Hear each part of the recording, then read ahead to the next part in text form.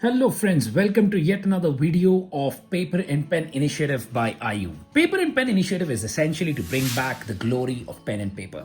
I mean, all of you can definitely, who have used pen and paper, can recall how wonderful it felt writing with that, and it almost felt like reliving the memory of what you're about to write. If you wrote about something, you almost would go back in time to those moments, relive the joys, and sometimes when you wrote, you were actually going deep into those feelings and emotions, and penning down your goals almost got you the clarity that just thinking about it never gave you. So at IU we want to go back to paper and pen one way or another, and we hope that you too as a viewer are interested in that. So let's get into our topic for this video directly: living without wasting your time. I mean, recently we were about to publish an article which was about how to live without wasting your time, and we thought this is a perfect topic to actually discuss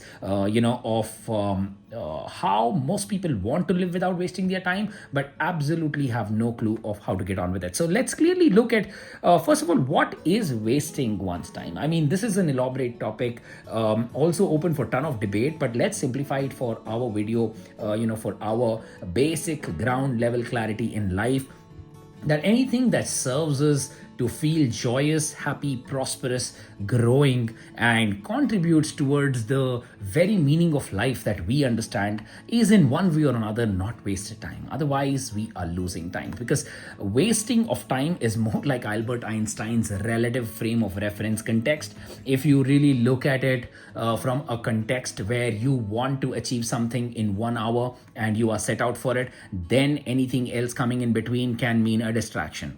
If you do not have a goal for that 1 hour, you could possibly be sitting down and reading some book, and that would become your leisure time.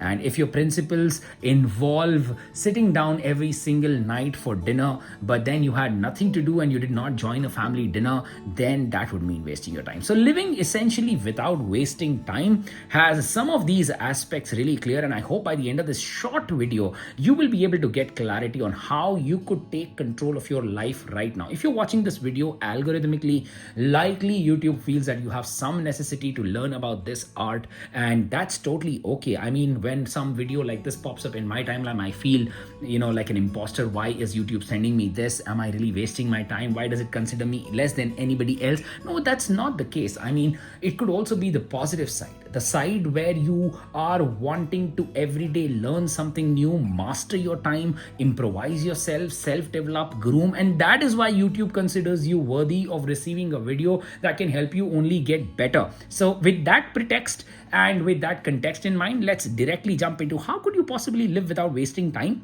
I think the first thing that I need to address here is principles, because I always believe, as a science student, I have learned that going by first principles helps you solve everything. So this is not the same as those first principles, but if you have certain principles and values that guide most of your decisions, it actually becomes truly easy to become a master of your time and live without feeling that you've wasted your time. Essentially, even if you had a very simple way of life and were not that very accomplished but had a very good life that contributed valuably to everybody else in your ecosystem and surrounding, in your relative circle or relatives or people you lived with, you still have had a fantastic life, and you did not have to necessarily beat yourself up for having wasted your life not having done something valuable that can go into the history books, because not everybody is going to make it to the history books. Let's accept that first in the first place. So let's look at an average Joe's life. That's totally okay, because I feel a life well lived with a lot of love, a lot of laughter, and a lot of self-fulfilling feeling that allows you to feel joyous and fulfilled is a life well lived. If with that perspective in mind, what are the basic ground principles that you could draw for your life? Could you tell yourself, or could you set for yourself that a family dinner is something compulsory on your list. A weekend getaway is something that's compulsory on your list. Reading a book for at least an hour every week is a must on your list. Writing for an hour every single day is a must on your list. Researching around the topics that involve your profession, or that are something that are involved in your profession, is something that's a must in your life. With these things in mind, you could actually draw some principles and values you guide yourself with. Then making decisions to avoid wastage of your time actually becomes very easy. A lot of times you get a lot of invites as you grow up, past your educational age, when you get into work, there are a lot of obligatory invites, weddings and receptions and dinners and weekend outings and work outings and so on and so forth. Not everything that you compulsorily either need to attend or be a part of, but you wouldn't know whether to say yes or no if you did not have certain principles drawn out for your life. So these principles help you form boundaries, help you decide what's right for you and what's not right for you without necessarily being, a pain for everybody else. So that kind of a set will help you make sure that you're living without wasting your time. And the other thing, let's jump to the priorities part, right? Your family, your friendships, your career, your personal growth, your health. Some of these priorities are a must for you to jot down one by one. Yes, I am going to exercise every single day, at least for 10 or 20 minutes. It's going to include a walk or a run, or just a simple yoga at home, or probably some breathing exercise for that matter. That's going to take care of my health. I'm going to eat right. I'm going to always make half an hour of time to make sure I read something that involves, topics surrounding my career growth, or I'm going to focus on making sure that I have, like I said, right here, some time for dinner with my family, or if you have kids already, or if you have a spouse, or if you have friends, or, your cousins, you could put down those priorities here that weekly once I'm going to make time for this. And that's when you will have clear priorities that these are the things that are important in my life, and anything else that comes, you could possibly put it under distractions and you could say no to. Of course, what are the techniques? Are there techniques involved? We could dive in later, or maybe come up with another video for this, but a lot of people tend to ask, are there techniques? How easy is it to say no? Can I get mentored? How do I really overcome distraction? That's why I've written these questions here. We'll address them later, or probably in description, or maybe in another video, but let's look at priorities. So if you are somebody who finds it very difficult to set priorities, it's likely only because you've never written them down. If you make some time right now as you watch this video, just pause this, just take a paper and put down your priorities. I mean, the easiest way to find what matters to you is there's a very nice thing that I said in one of my speeches when I was in Nepal, addressing about a few hundred entrepreneurs who were all struggling and juggling with massive companies, but obviously they all have, most of us think that, problem with priorities, it has a very early onset career path, or when we are at a very early stage of our career path. That's not the case. Very, very accomplished entrepreneurs there were suffering with this. And when I was addressing, I made a point that if you look back at the last 6 months of your life and clearly see where your time, was spent, like how your digital well-being app on your phones gives you the clarity of where your time was spent. And if you analyze that for 6 months, you can clearly know where your priorities have been. And if you don't like some, change them. If you see that everything has been just the way you want your life to be, as simple as that, just make them a list, and the next time something comes up, you know whether to say no or what principles to decide those things by. Put that down clearly and you have your priorities set. So look at your last 6 months, see what are the things you give time to, from the highest to the lowest, and then decide if you like something, keep it there. If you don't like something, change it, put something else there, and you have a basic priority list that you can print, put it up on your cupboard right there, and tell yourself, these are the priorities I'm going to live by in the current phase of my life. Set clear goals. Now, this is something that helps you live without wasting your time, because if you have clear goals, I need to finish this much by this deadline. I need to finish this by this deadline. I need to make sure my YouTube has 1 million subscribers by 2026. Yes, for that, I need to make videos. I need to contribute and add value to the lives of people. If I am investing my time in ensuring these videos are made that can help a lot of people on the web, I have my clear goals set with respect to where my YouTube career or journey is going to take me, right? So having clear goals, I'm going to get, myself, a job by the year end. I'm going to write a book by this year end. I'm going to sit down for an hour every day to write. Now that is deciding how much work, but I'm going to write a complete book by the end of this month. That's a clear goal. Of course, very easily said, SMART, which is an abbreviation for, they need to be specific, measurable, achievable, realistic, and time bound. Goals need to be like that. But then most of us struggle with getting that right, because sometimes we are very vague with them. I want to be very happy. I want to be taking responsibilities. I want to be very accountable. Now, those are not goals. Those are desires. Those are, you can call them sometimes the kind of priorities of attitudes for yourself, character, attributes that you really want in your life, a part of your set of principles in life that you want to be truthful, you want to be honest, you want to be as non-judgmental as possible. Now, those are not goals.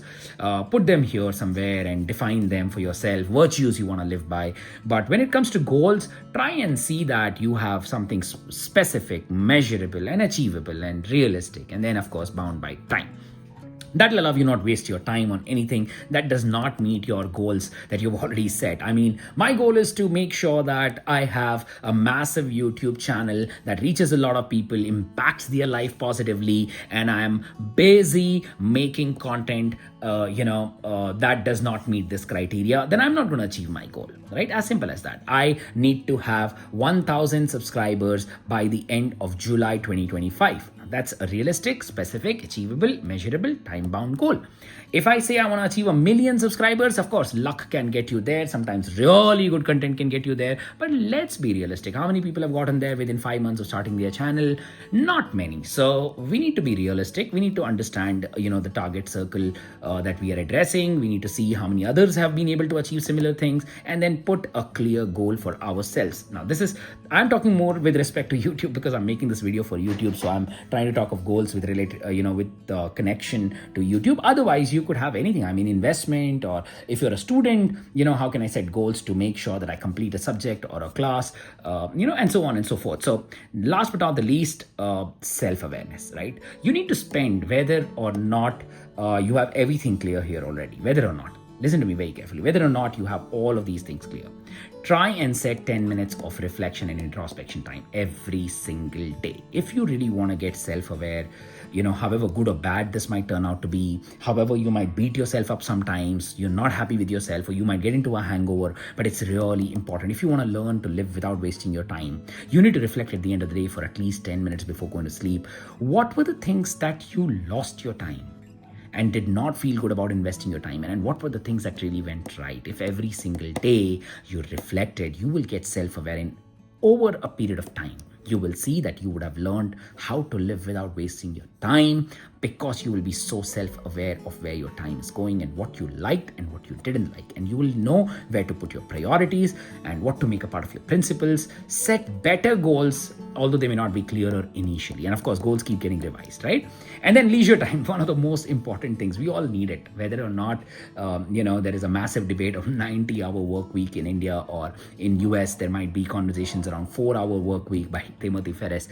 Whatever the case might be, wherever you're living, whatever kind of circles you're surrounded by, end of the day, leisure time is a must. You need to know that you have some time totally for yourself, something that you can say that you felt relaxed by, something that really cleared up your mind of clutter, gave your neurons the much needed rest. It could mean quality time with your family, sometimes just sitting down and doing nothing, playing some games or video games or whatever you like your leisure time to be, watching some content on Netflix or Amazon Prime, right? End of the day, you need to know your leisure time is important, and that is not under wasting of time. Like, a lot of people ask, if I have a lot of leisure time, am I not wasting my time? See, yet again, I'm telling you, what are your principles? What are your priorities? If leisure time only is your priority and you don't want an accomplished life, don't want to accomplish anything, just want to be by yourself, you have tons and tons and tons of resources and you never have to earn for them or never have to hustle for, building a quality life, and you don't care about it, or you don't feel the feelings of being an imposter